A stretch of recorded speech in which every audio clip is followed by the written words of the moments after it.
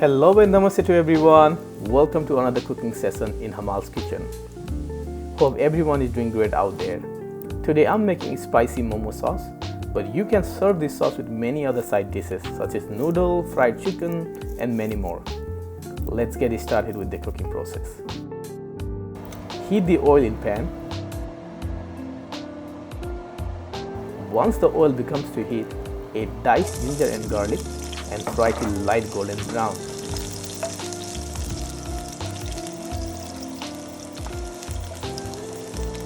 Along with some dried red chili.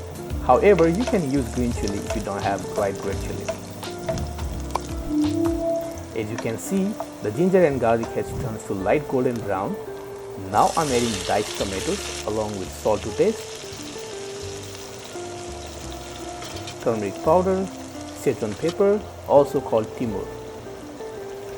Mix well and cook for about 8 to 10 minutes till tomatoes cooks completely.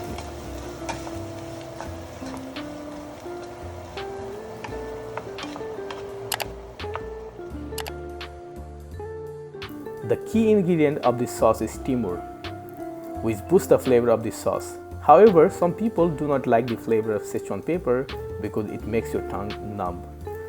So if you don't like the flavor of Sichuan pepper, you can skip it.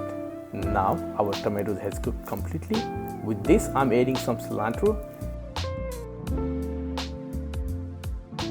Mix it well and cook for another minutes. After a minute of cooking, turn up the gas and let it cool down. Once the mixture cools down, transfer it to the blender and make a smooth puree of it with a small amount of water if required. Look at this, our yummy momo sauce is ready. I cannot wait to try this creamy sauce with my momo. Try this recipe at home and enjoy with your family and friend.